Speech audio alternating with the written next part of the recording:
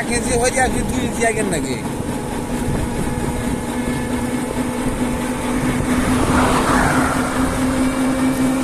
আসসালামু আলাইকুম সম্মানিত দর্শক ও শ্রোতাবৃন্দ, আমি মশিউর আলম আছি আপনাদের সাথে। ভোর রাতে আমরা যখন ফরিদপুরে যাই, রোডগুলো কেমন থাকে সেটা দেখাতে চেয়েছিলাম। তো ভোর রাতে আসলে ক্যামেরা অন করলেও দৃশ্যপট আমরা তো তুলতে পারি না। এখন যেহেতু ফজর পরবর্তী সময়, অনেকটাই রোড ঘাট দেখা যাচ্ছে। আমরা বাহির দিয়া ক্রস করছি, বাহির দিয়া ক্রস করে কোমরপুরের পরে রাজবাড়ি রাস্তার মোড়। আপনারা শুনতে পাচ্ছেন কিনা জানি না, যেহেতু পাশে ট্রাকের শব্দ হচ্ছে।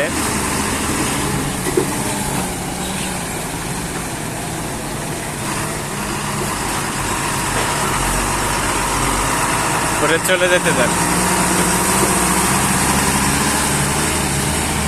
যেহেতু সাজাইছে কি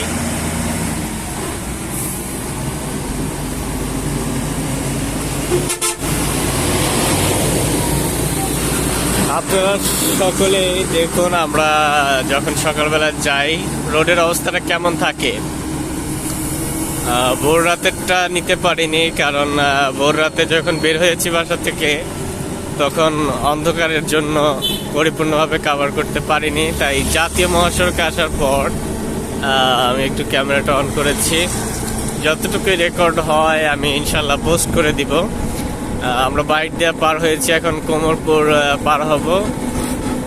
সামনে বাম সাইডে কিছু দূর যাওয়ার পরে আব্দুল আজিজ ইনস্টিটিউশন, তারপর আপনার আরেকটু পার হলে ফরিদপুর মুসলিম মিশন, তারপরে মিলিটারি ক্যাম্প ইত্যাদি ইত্যাদি ক্রমান্বয়ে থাকবে।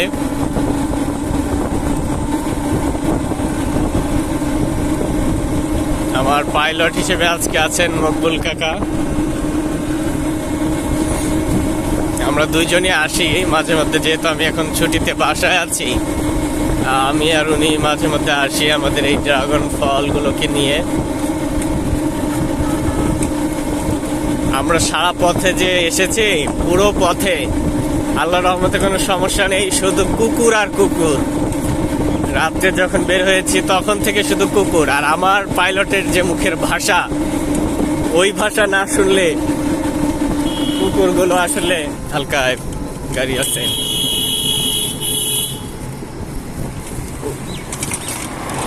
ওই ভাষা না শুনলে কুকুরগুলো আসলে যেতেই চায় না। যে ভাষা শুনলে বিসমিল্লাহ বলে কানে আঙুল দিতে হবে, হ্যাঁ, এমন ভাষা।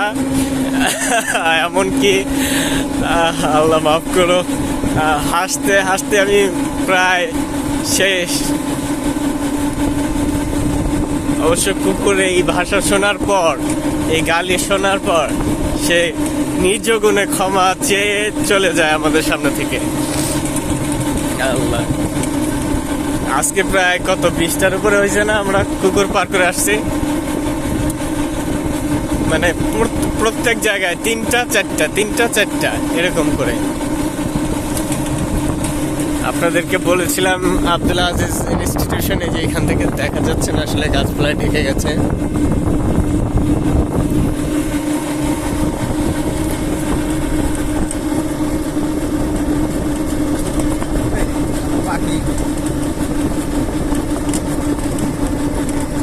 গোল্ডেন লাইন হয়তো ভোর রাতে ট্রেন পার হচ্ছে আর কি ফরিদপুর হয়ে।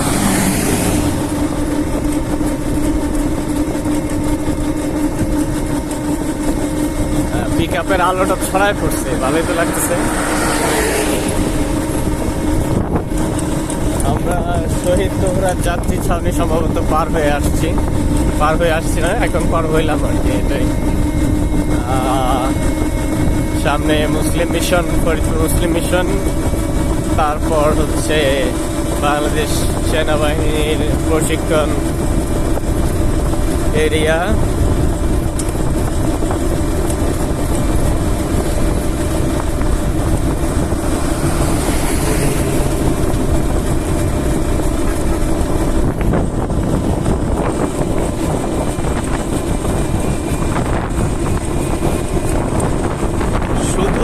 রাস্তার ভিডিও করাচ্ছি কেন, যে সকালবেলায় কেমন অবস্থাটা থাকে দেখেন। এই যে কেবল গাড়ি নিয়ে চলে গেল এক আল্লাহরলি আমাদেরকে যে ওভারটেক করতে গেছিল উল্টা সাইড থেকে।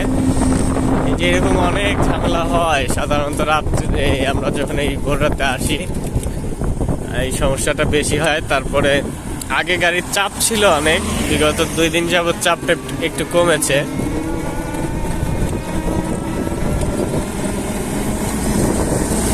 এই ফরিদপুর মুসলিম মিশন থেকে আপনার রাজবাড়ী রাস্তার মোড় পর্যন্ত এবং ভিতরে অনেকটা রাস্তার অবস্থা মাশাআল্লাহ আমার শরীরের মতো।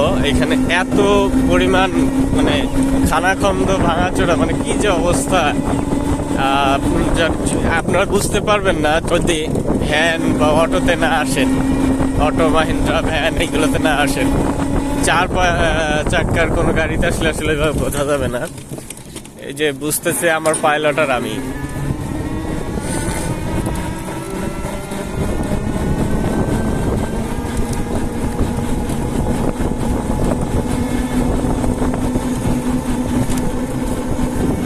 এটা হচ্ছে ফরিদপুর মুসলিম মিশন, আর সামনে মিলিটারি ক্যাম্প, তারপরে রাজবাড়ী রাস্তার মোড়।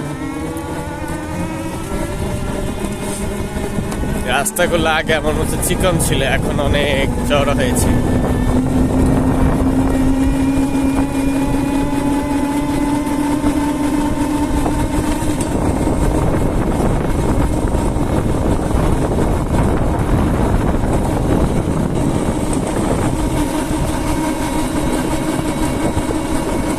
এই যে বাম সাইডে মিলিটারি প্রশিক্ষণ কেন্দ্র আছে একটা, পল্লী প্রগতি সহায়ক সমিতি আছে এই ডান সাইডে। আস্তে আস্তে কাকা আপনার ক্যারেট আবার চলে এসে পিছনে, কার সমস্যা হয় না, কিন্তু গ্যাপ গ্যাপ দেখেন কি করে।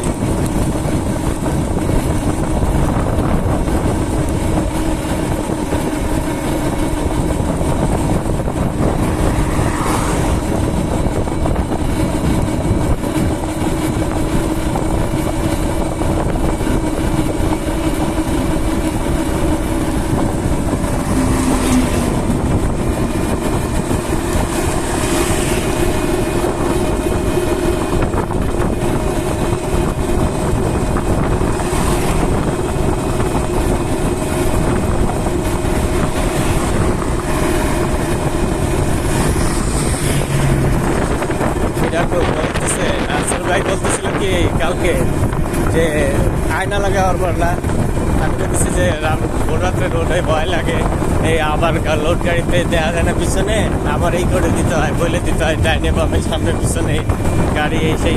কে আয়না লাগাবার পর না, আমি তো আপনি বুদ্ধি কি মানে ইসের ভিতরে নাকি মাথায় না অন্য কোনো জায়গা? আমি কই যে ভ্যানে আয়না লাগায় কেউ পিছনে দেখতে পারছে লোড গাড়িতে। ওয়াও, সুন্দর তো, সাজেকের মতো লাগতেছে। আগে জানলে আপনি বলবেন না ক্যামেরাটা ঘুরাইতাম ওইদিকে। মিলিটারি ক্যাম্পের ভিতরে এত সুন্দর কুয়াশা, যেন মনে হচ্ছে সাজেকে আসছে কেউ। যাওয়ার সময় এটা আসলে আমরা পাবো না, কারণ যাওয়ার সময় রোদ উঠে যাবে। আগে থেকে জানলে আমি একটু ক্যামেরাটা টান দিয়ে ধরতাম ওইদিকে।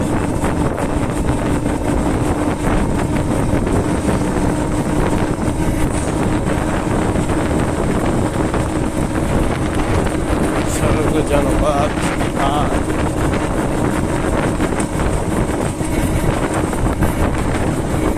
আস্থা আইরিশ মৈত্রী হসপিটাল, রাজবাড়ী রাস্তার মোড়।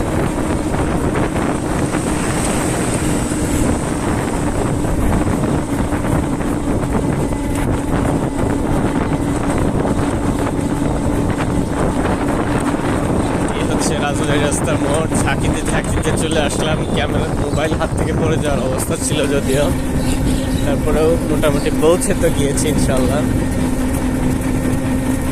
রাজবাড়ী রাস্তার মোড় থেকে ডানে হচ্ছে মাগুরা যশোর, আর যে রোড দিয়ে আমরা আসলাম ওটা হচ্ছে আপনার ঢাকার সাথে সংযুক্ত এবং রাজবাড়িও যাওয়া যায়। আর এই পাশ দিয়ে হচ্ছে বাইপাস আছে, যেটা বরিশাল ডিভিশনের সাথে যোগাযোগ করা যায় এবং পদ্মা সেতু হয়ে এই যে এইটা দিয়ে এই রোডটা দিয়ে পদ্মা সেতু হয়ে ঢাকা যাওয়া যায়।